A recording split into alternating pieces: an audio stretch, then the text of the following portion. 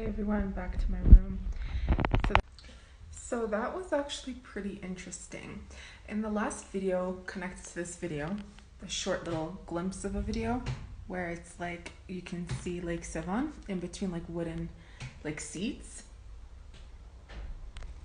So I was like the only one in there, and I decided to sit down to have like late lunch or early dinner, right? Because I usually just have lunch and dinner together. And like immediately 2 different waiters came, right? So I ordered my food, and then a third guy came.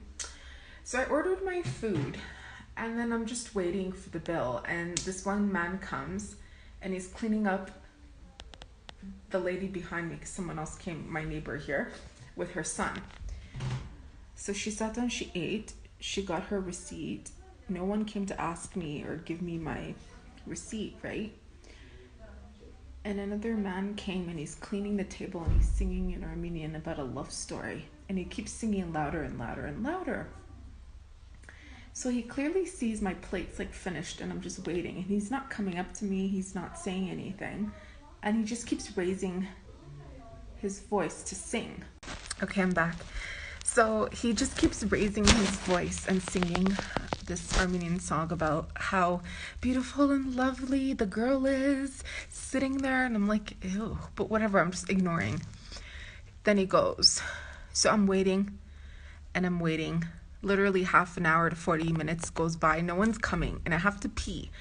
And I'm like, if someone comes, I'm going to make a joke like, is dinner on the house or something? Because no one's coming to like bring the bill or even ask me what else, you know. And I had to pee. So I'm waiting and I'm waiting. So then I'm like, I'm just going to go inside.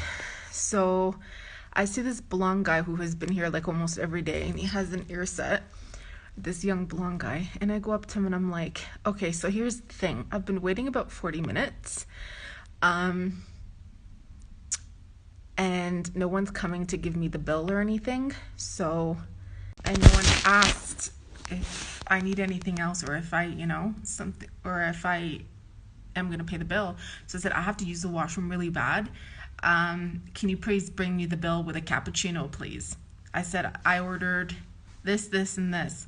He's like, yeah, no problem. He's like, who was your waiter? I said, I don't know. There's 3 guys. I don't know which one's considered. He's like, okay. I go to the washroom. He follows me. He turns the light switch on. Then he goes in the back to get me my bill, okay?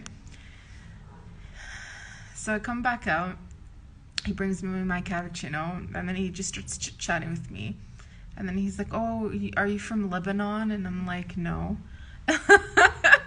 And then he was like, we just started talking about like a bunch of random stuff. And then here comes that man that was singing in Armenian, passing by me 2-3 times, winking. And it's funny because when I came out of the washroom, the man, he told me, hold on, let me go back to the steps. I came out of the washroom, there he is making me my cappuccino, and he's winking at me. He's like winking at me. So I said, I'm gonna sit here. So I sat, you know, closer to where he's at, and he brought me my cappuccino. He didn't bring me the bill. Correcting. It was another guy that brought me the bill after 20 minutes of me and him chit-chatting. So we're just chit-chatting, literally. We're talking, and then he's telling me how he's the manager here and all this stuff. He's originally from the region, from Sevan. And then here comes that man in that white shirt who's singing in Armenian, and he passes by us twice, and he keeps winking. He's doing this twice, smiling at me, and I'm like, are they like looking because like I'm, you know, like trying to hook me up or something? Oh my God, hilarious. And then he's like, am I bothering you by standing here talking to you? I'm like, so the manager guy is like, am I bothering you by standing here chit-chatting with you? I'm like, no, that's fine. You could chit-chat all you want. Like, it's not a problem. So then the bill came, and then I'm like, can you hold on a second? I just got to go back to the room and bring another extra money, right? He's like, no, you don't have to pay the extra. I'm like, can you just wait? I'm gonna pay the extra. All it is, you know. And then so I grabbed my keys, I left everything on the table. I even put the money in the thing, right? And he's like, you forgot your phone. I'm like, my phone can stay there. I'm gonna come back in 2 seconds. So I came back, I paid. Then he comes back and he goes, so it's like this. And the other man is like staring at us. And then I turn my head around and then he's like, okay, I won't bother you. I'll see you around.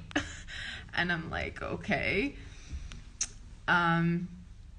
Interesting. But anyhow, so what I wanted to mention is I've been putting my feet in the cold water almost every day. Like, depending, when I first came, I was doing it once a day. Mind you, like, I scraped the shit out of my right knee, so that was like swollen. My knee was swollen and bruised, right?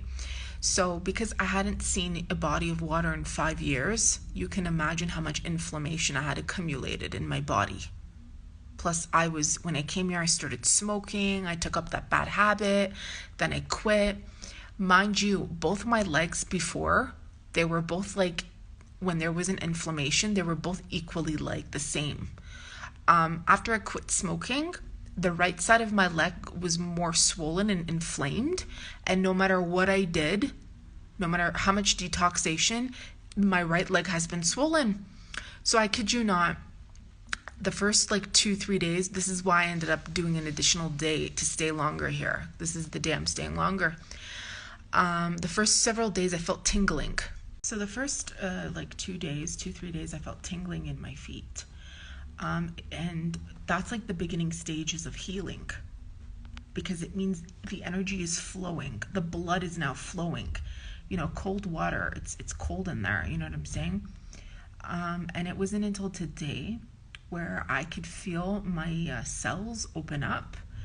And when I was touching my right leg today, it's actually now not only is it less inflamed, but it's actually slightly skinnier. When I say skinnier, meaning just in its original scent, like how it's supposed to be, than my left one now.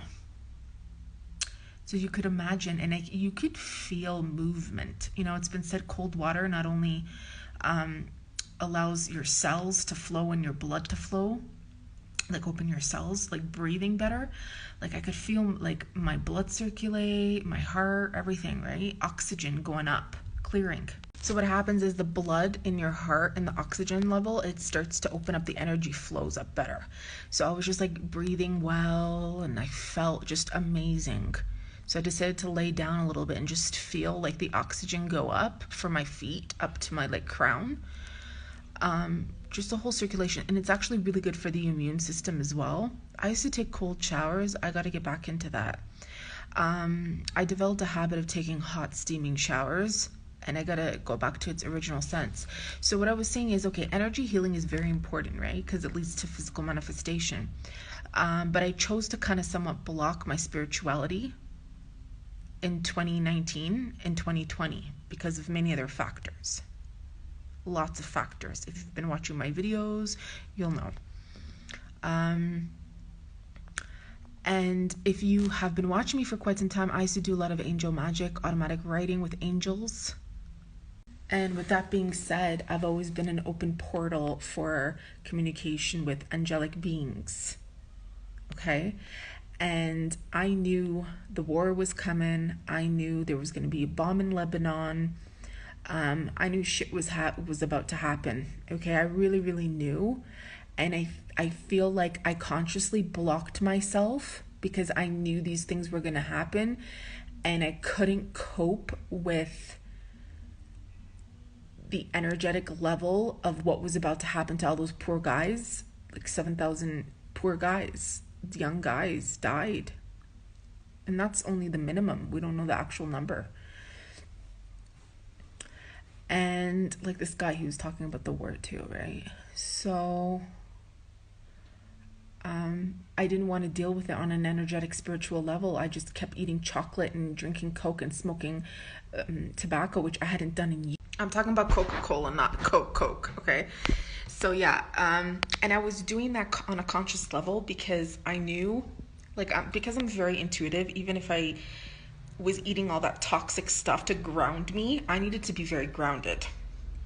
There was no guarantees. Coronavirus was there. People couldn't leave the house. Police were constantly raiding. There was a helicopter on top of my building from morning till night. People were scared like my neighborhood was going to get bombed, okay?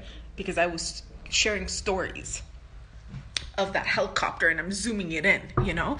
And I knew there was gonna be some fucking bomb or some shit. And it literally happened. And I just kept eating that stuff so that I don't like, you know, when you're so open, especially when you're very like naturally already psychic, which I am, no matter what, that doesn't shut down. But when you're so open, you just become vulnerable, and I didn't want to be yeah, so back to what I was saying. It was a hard time for me because I knew things were gonna happen.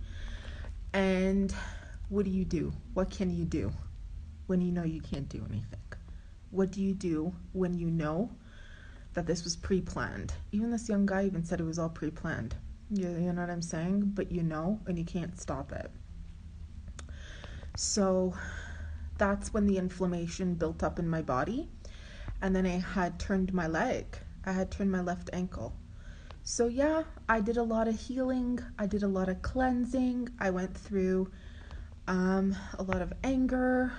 A lot of stuff from my past traumas resurfaced. It was like I was going through a lot. And it still stayed in, inflammation stays in your body. It doesn't matter how much green you're, you know, it depends on your body type. So I cleared out probably 95%. And then today I feel like this past several days, it's just like, look at this. So immediately today, like I just went to relax on the bed like I'm doing now, right? For like 2 hours after the last time I put my feet in the water, because I could feel my heart breathing better and everything, right? Oxygen is life, water is life, and blood flowing is life, and your cells opening up to breathe better is life.